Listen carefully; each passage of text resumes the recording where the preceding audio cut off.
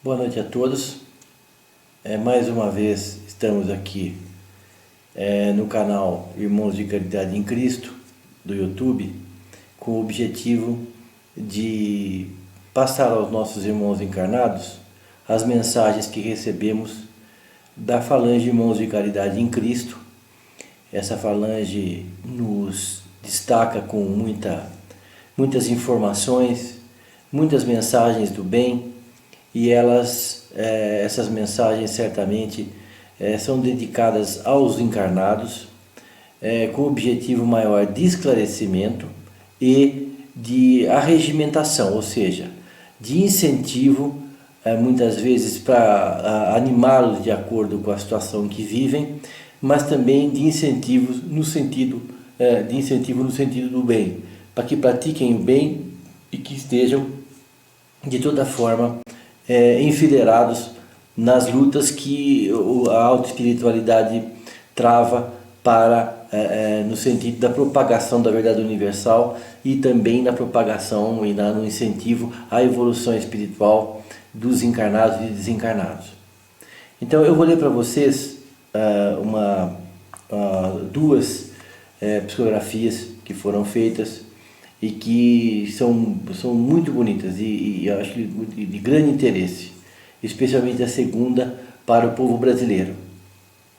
O amor de Cristo nos uniu. Quando falamos do amor fraternal, caros irmãos, trazemos do fundo do peito a sensação maior do pertencimento. É a comunhão universal, valor inestimável que ainda não é dado à generalidade dos encarnados. Buscar palavras para definir essa sensação de pertencimento é o mesmo que tentar descrever em detalhes uma música celestial ao surdo. A música que embala a nossa evolução é justamente essa, sensação extraordinária que somente o pertencimento ao seio dos irmãos de Deus nos traz. Então o que ele quer dizer? Ele quer dizer para nós que a felicidade que nós obtemos, a verdadeira felicidade, é na hora em que nós sentimos-nos pertencer ao seio, quer dizer, à totalidade dos irmãos que são filhos de Deus. Quando procuramos a felicidade em riquezas materiais, perdemos contato com essa sensação, uma vez que essa pseudo-felicidade, a material, só se dá em prejuízo de outrem. Assim será sempre ela a negação da verdadeira sensação de pertencimento ao seio da humanidade. Olha só o ensinamento dele. Aqui na terra, se tens, então tirastes de alguém. Como dividir algo escasso e finito? Então o que ele diz? Que as riquezas são muito limitadas aqui na Terra. E se você tem alguma coisa é porque você tirou de alguém, porque são bens escassos e finitos. O que dividimos em espírito é a felicidade perene e inesgotável. Então ele vai falar sobre essa diferença entre a riqueza material e a riqueza espiritual. Temos com isso a certeza de não estarmos prejudicando ninguém, uma vez que ela, ao contrário das riquezas materiais, quanto mais se divide, mais se doa, mais se tem. Transborda em nossos corações sua energia, uma vez que passamos a nos doar ao próximo com o máximo desprendimento e alegria. No começo ele fala isso, que nós como encarnados ainda não conseguimos enxergar isso. E é verdade, né? Isso que ele fala é verdade. Só que nós, aqui entumecidos pela carne, nós não conseguimos enxergar a verdadeira felicidade.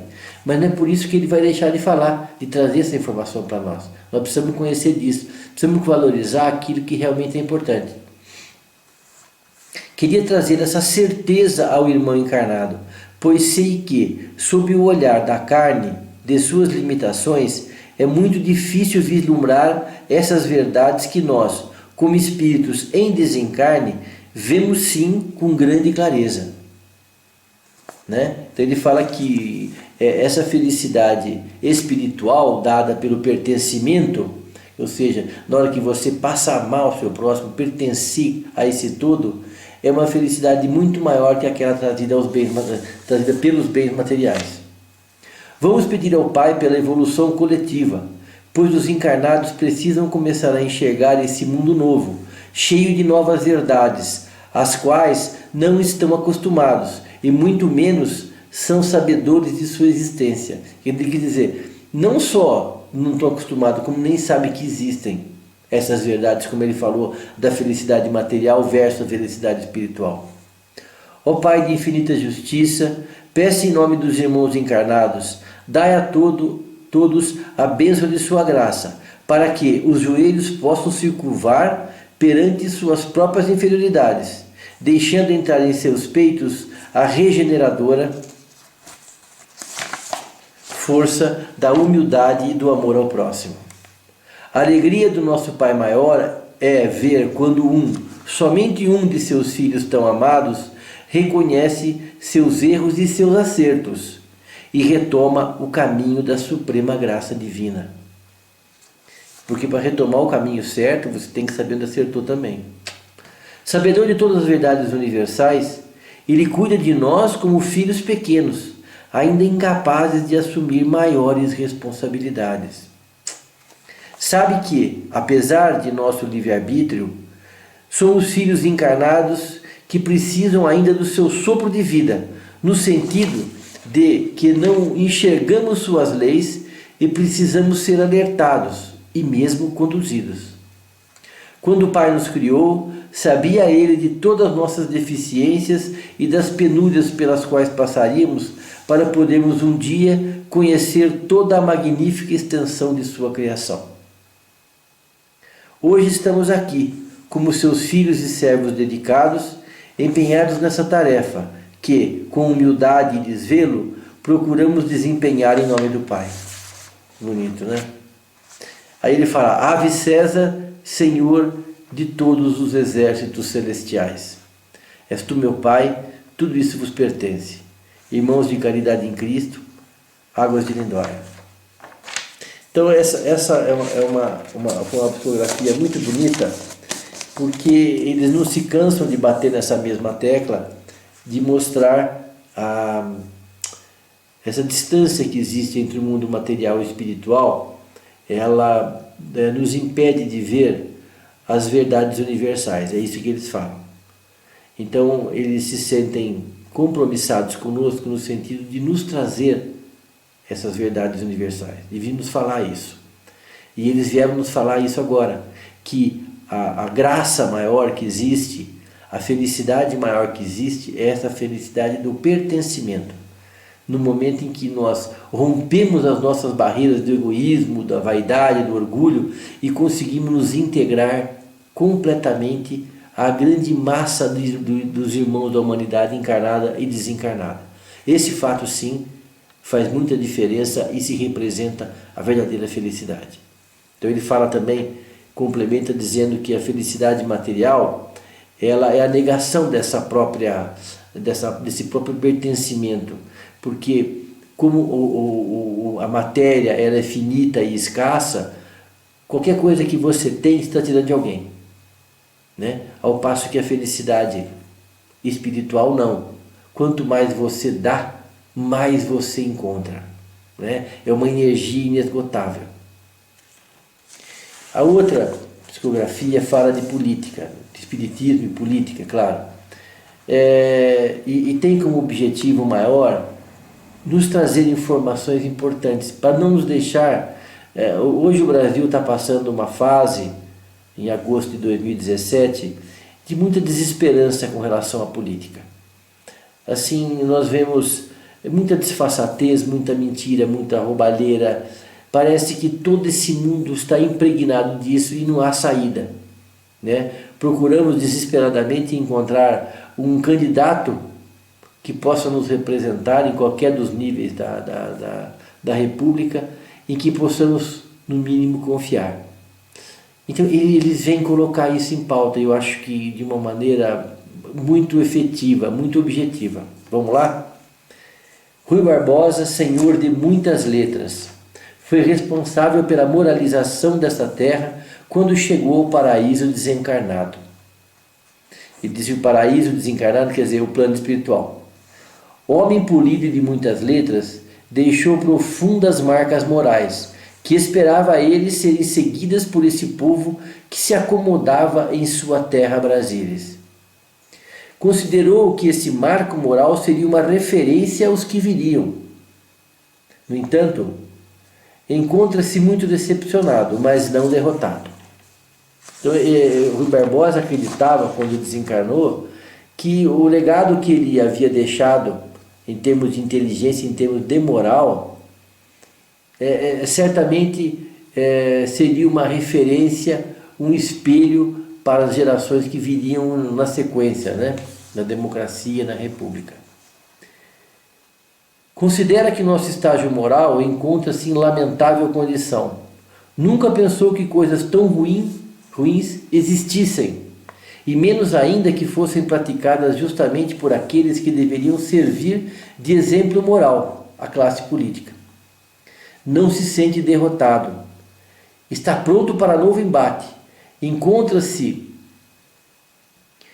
de forças renovadas para um novo encarne em que deverá liderar uma cruzada moral do Brasil, baseada no exemplo pessoal e na abstinência dos prazeres e do poder gratuito e irresponsável, sem compromisso com as reais necessidades do sofrido povo brasileiro. Um líder moral, não só político, um líder político moral. Virá em breve em nome de Deus e em missão, por ele mesmo considerada, quer dizer, pensada, planejada e desejada. Já se encontra em estágio adiantado, e certamente sua presença em breve será percebida e sentida entre seus conterrâneos. Então ele já está aqui, ele já está encarnado, já está em idade e em breve vai colocar em prática as suas atividades políticas. A autoespiritualidade se encontra em estado de alerta e pronta para o embate e conta com isso, com nossos principais valores. Homens de todos os valores virão a encarnar também, chamados por nós a participar dessa luta titânica. O que ele quis dizer? Ele quis dizer que um homem do calibre de Rui Barbosa fará a liderança dessa cruzada, mas ele não estará sozinho. Outros homens de bem o acompanharão.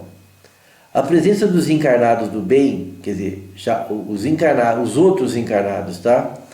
Nesse embate se fará necessária, sempre procurando discernir entre os bons e os maus interessados assim na carreira política, para que façam aqui a luta pelo bom combate com o triunfo da verdade universal. Quer dizer, a verdade universal no caso é a moralidade, o apego à coisa pública, a preocupação em desenvolvimento, em atender o seu irmão, né, necessitado. Através do quê? Através do governo, que é um instrumento poderosíssimo para que seja praticado o bem. Para lançar mão de muitos de seus próceres, quer dizer, dos seus homens de bem, homens que podem se destacar perante os demais quanto ao templo da moral. Então,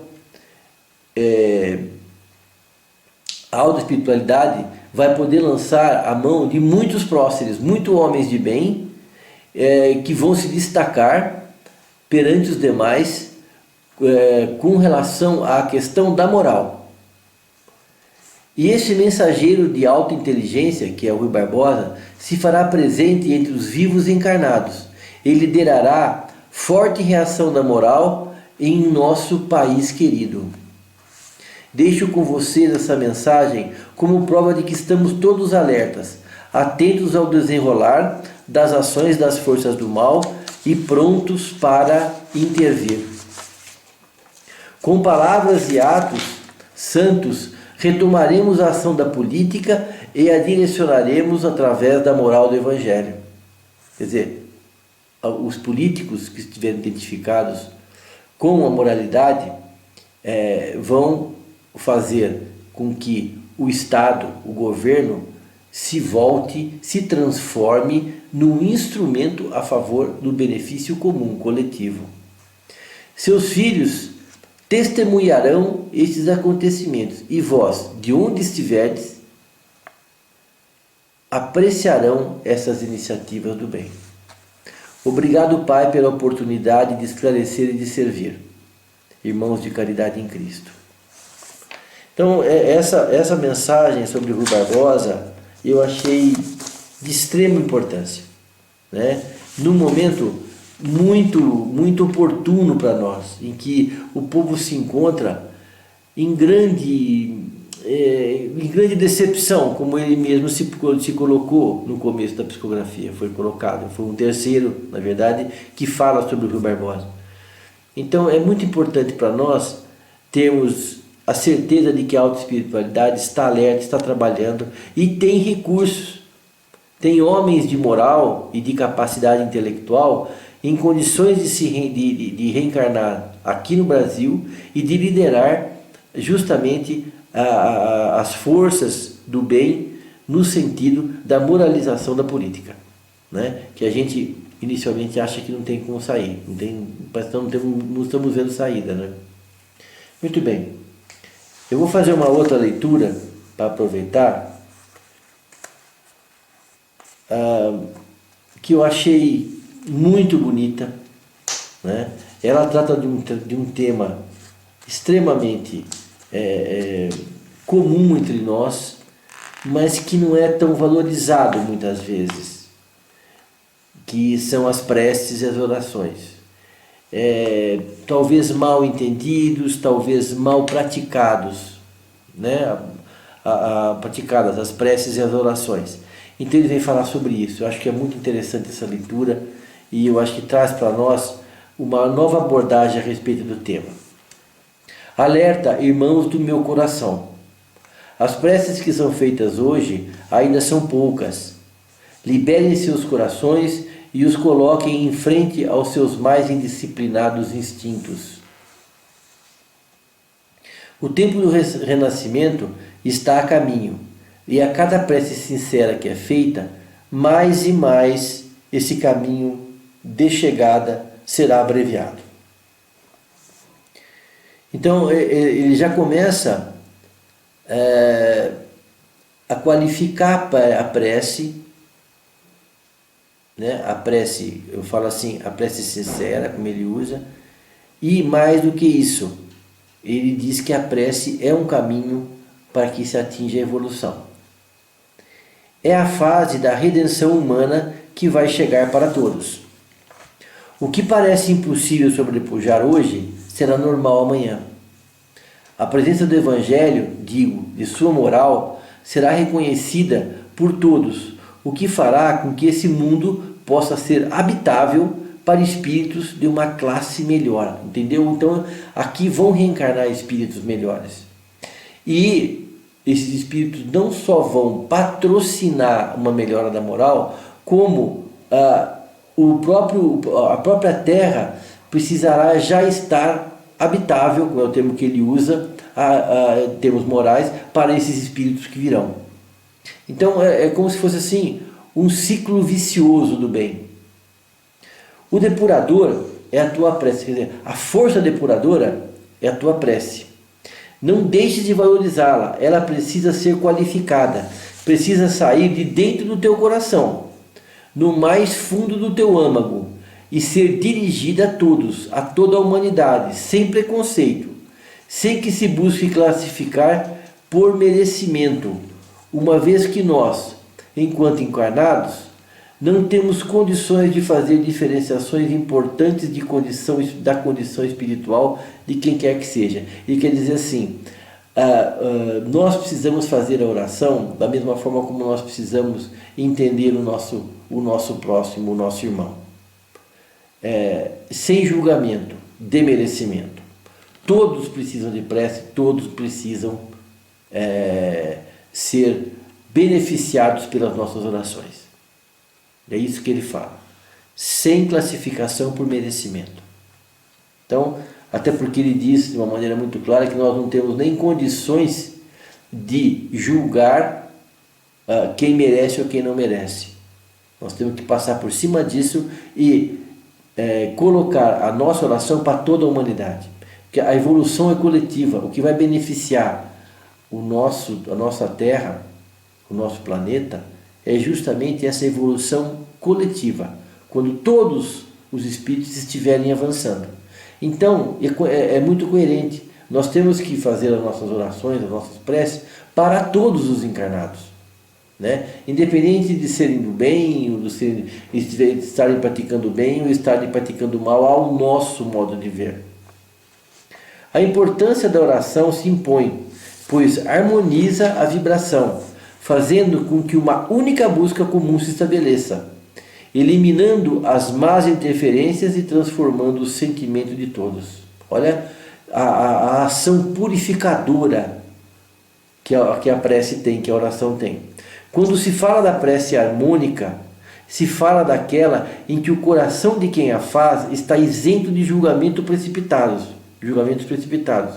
tendenciosos e maldosos. Quando vemos esse coração livre das ameaças constantes de sentimentos deletérios que assolam a alma humana. Então ele está dizendo, uma pré-condição é você se despir de ódio, de preconceito, de inveja, de rancor. Tira isso do seu coração para que você possa fazer uma oração qualificada, dirigida a toda a humanidade e com um forte sentimento de amor. Por prece se entende, irmãos, harmonia com as leis divinas e com o próprio Criador. Olha que lindo que ele coloca isso. A prece, ela tem que estar em harmonia com as leis divinas e com o Criador. A prece tem esse incrível poder, nos eleva horizontalmente quando permite nossa comunhão com irmãos de classe assemelhada à nossa, ou seja, encarnados. E tem sua virtude vertical, quando nos liga, através do sentimento sincero e vigoroso, às entidades superiores, sempre dispostas e de plantão para ajudar os justos e os humildes. Então ele fala da função da prece como um instrumento de conexão com os irmãos que estão no nosso nível de desenvolvimento e aqueles verticalmente que estão no nível superior, sempre prontos a nos ajudar, como ele mesmo relembra. Jesus falou de prece como um poderoso vínculo de ligação e de transporte. Se liga ligar todos os estágios evolutivos e a transportar nossas justas aspirações. Olha só. Jesus falou da prece como um poderoso veículo de ligação e de transporte, a ligar todos os estágios evolutivos e a transportar nossas justas aspirações.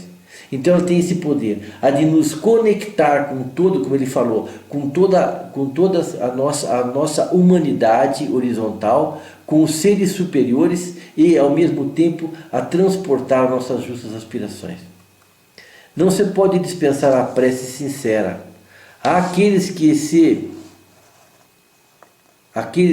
se fizeram orações decoradas, que só terão algum valor se são entendidas e representam fielmente o sentimento sincero que transborda do coração do crente. Então quer dizer o seguinte, não se pode dispensar a prece sincera.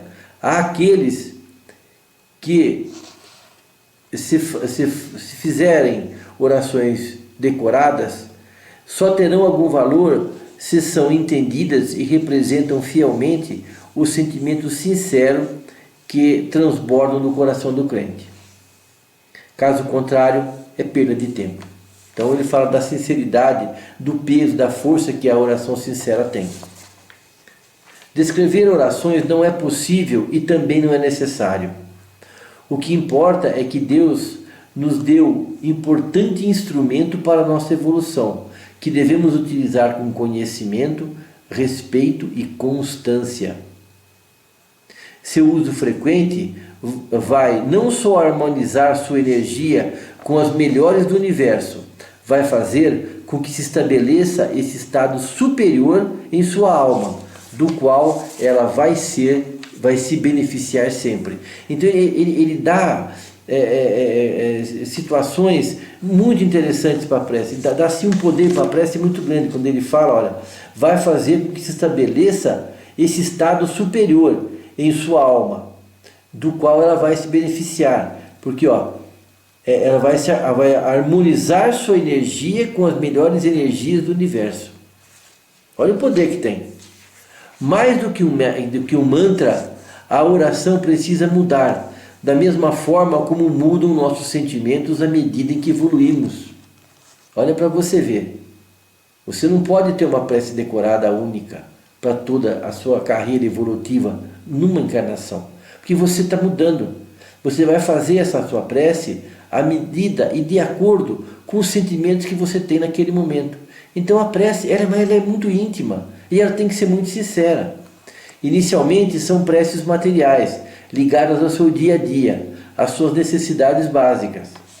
Com sua mudança, urge alterar também a essência das preces que vais dizer.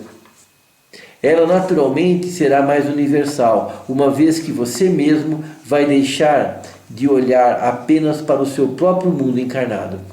Então, ele quer dizer assim, a marca da sua evolução é na hora que você começa a se desprender do material.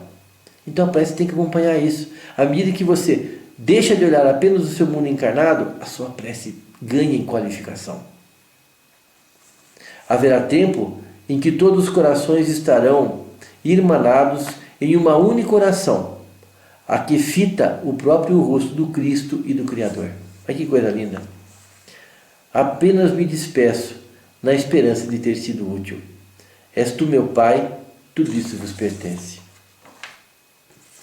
Irmãos, essa é uma mensagem muito linda. Eu acho que eles vêm falar sobre a prece. Eles colocam a prece sob diferentes prismas, dão para nós assim novas abordagens sobre um tema tão importante e mais, valorizam e qualificam essa prece para nós, né? Então, dão a nós um novo ânimo para que nós retomemos as nossas orações. Nós façamos as orações com muita sinceridade, procurando transbordar através delas os nossos sentimentos íntimos. Ele fala que nós vamos nos comunicar com as melhores energias do universo. Ele diz que nada é perdido com relação à oração. Essa oração que nós lançamos, ela tem retorno para nós, porque nós estaremos sintonizados com as melhores energias do universo. Eu quero ler uma outra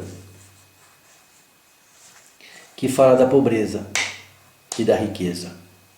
Essa é uma matéria que a gente tem visto muito hoje em dia, né? É uma matéria que a gente vê muito discutida, né? Tem sido uma massa de manobra muito grande para políticos inescrupulosos que tentam a dominação e a perpetuação no poder. Acabam jogando muito com essa questão de pobreza e riqueza. Vamos ver o que a espiritualidade fala sobre isso. A pobreza que trajas no corpo muitas vezes é reflexo do que trazes na alma. Quando veio Jesus entre nós, imaginava o vulgo que seria como um príncipe imperial, conciliando a força moral com a força física.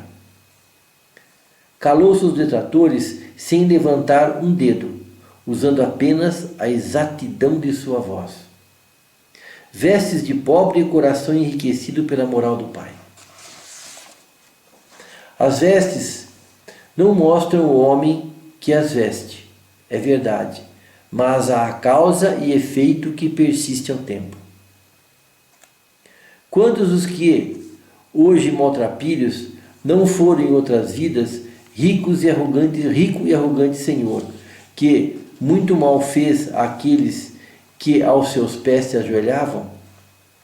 Poderia a justiça divina deixar passar à frente da moral atitudes que desprezavam os sentimentos de irmãos? Pois não é isso que move o mundo, meus senhores. Quando a presença do Cristo se faz entre nós, pudemos entender através de suas parábolas que ele sabia distinguir o bem do mal. Suas lições procuravam dar-nos um norte, uma maneira segura de entendermos o mundo e suas relações. As vestes dos pobres podem esconder a escolha de um espírito preparado que escolheu esse caminho nessa encarnação para poder sentir-se como aqueles que sentem e sofrem. A pobreza dos sentimentos é que dói. Olha só. Essa é a pobreza que Deus e Jesus abominam. Contra ela é que lutamos. Eles ao nível de sua elevação e nós na busca desse conhecimento durante nossas encarnações. A palavra pobreza e pobre, portanto, nada define de exato. Né? Porque ele fez o jogo entre a veste pobre como a pobreza material, né? E aí ele faz uma comparação falando de qual é a verdadeira riqueza que é valorizada pelo Pai. Perante os olhos do Pai, pobre é aquele de espírito, rico é aquele que abraça seu irmão pobre com carinho, serenidade e lúcida vontade de ajudar. Os rostos não mudam muito entre a pobreza e a riqueza. Não se pode dizer, porém, que a beleza do espírito está apenas naqueles que trajam as vestes da pobreza. Olha, ele já está abordando de outro lado. Tá? Não vamos também santificar a pobreza, é isso que ele diz. Por vezes,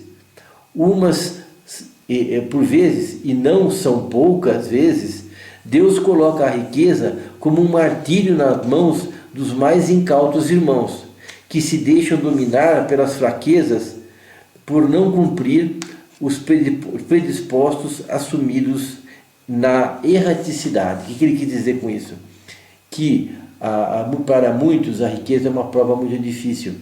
E os irmãos, que muitas vezes se comprometem em vir e utilizar essa riqueza para o bem, se sentem depois frustrados porque não conseguiram fazer isso quando encarnados. Então é o que ele fala quanto não conseguir cumprir os predispostos assumidos, que são os compromissos, né, assumidos em erraticidade.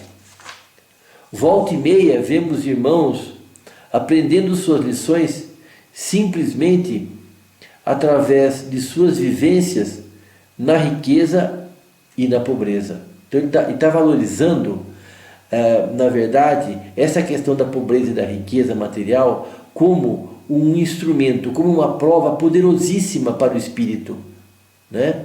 Para na verdade, para a evolução do espírito. Provas para uns, a riqueza muitas vezes nivela, a riqueza muitas vezes revela as piores inferioridades, enquanto que para outros descortina oportunidades infinitas de ajuda ao próximo. Né? Então ele fala o seguinte, que a riqueza na verdade é uma grande reveladora de caráter. Na hora em que para uns a riqueza revela as piores inferioridades, enquanto que para outros revela infinitas oportunidades de ajuda ao próximo.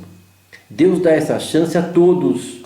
Eis porque riqueza e pobreza nada mais são que provas para os irmãos encarnados poderem dar sequência ao seu aprendizado. E quer dizer o seguinte, a riqueza e a pobreza sempre Deus vai dar em determinado momento para todos. Porque a própria matéria nada mais é do que um instrumento de prova para nós. Então, em determinado momento, ser rico e ser pobre vai depender da necessidade que isso vai, do benefício que isso vai trazer para a nossa evolução espiritual. Então vamos ficar atento a isso. Também a riqueza e a pobreza são circunstanciais. Situações daquela específica encarnação.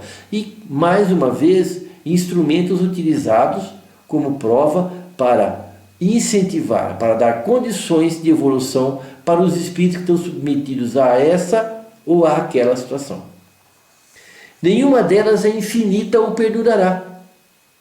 Ou seja, ela é circunstancial. são meros instrumentos nas mãos do Senhor dos homens, como o é toda a matéria à vossa disposição. Meras provas que, colocadas à luz da sabedoria, só servem mesmo para testar e alavancar os espíritos em evolução. Essa visão de pobreza e riqueza, que é a visão espírita, tem que ser difundida. As pessoas têm que começar a entender isso. É assim, tão simples, razão pela qual não se explicam como os homens se batem e se debatem na busca de migalhas materiais que nenhuma importância terá em sua verdadeira vida. Aí ele fala assim, essa falta de conhecimento, ou melhor dizendo, se o homem tivesse esse conhecimento, ele veria que não há explicação para que o homem se debata tanto por migalhas materiais, sendo que isso na verdade não tem importância nenhuma. Olhar e aceitar o irmão de classe inferior insulta e aterroriza alguns, enquanto que olhar o irmão enriquecido coloca à prova o outro, que precisa, por seu turno, aprender a conter sua cólera e sua incapacidade de entender, aceitar e perdoar. Então ele fala de uma maneira muito clara aqui, ó. Olhar e aceitar um irmão de classe inferior insulta e aterroriza alguns. Ele quer dizer assim, há esse preconceito com relação à riqueza. Enquanto que olhar o irmão enriquecido, olha só, então agora ele está olhando assim, do pobre olhando o rico, coloca à prova o outro, quer dizer, o pobre, que precisa, por seu turno, aprender a conter sua cólera e sua incapacidade de entender, aceitar e perdoar. Junto de vós, de nós, há um irmão que medita, que diz a ele ter sido testado nas duas situações e não vê agora distinção entre uma e outra. Aqui é uma informação importante. Ele fala que na hora que ele estava fazendo a psicografia, que ele estava passando a mensagem, junto dele havia um outro irmão. E esse outro irmão passa para ele uma mensagem fantástica. Fala que, olhando do lado de lá, sob o prisma do desencarnado, pouca diferença existe entre as duas situações. Isso é uma coisa que o encarnado é incapaz de perceber. Incapaz. Somente a visão trazida por eles, ele vai se alongar um pouco nisso, somente a situação descrita por eles é que pode nos alertar com relação a isso. Olhando de cá, não há como dizer, de cá que quer dizer, olhando do plano espiritual, não há como dizer que uma reserva ao encarnado mais ou menos prazeres, alegrias, decepções ou sofrimentos que a outra. Olha só como é importante realçar o caráter de prova que a riqueza e a pobreza material têm.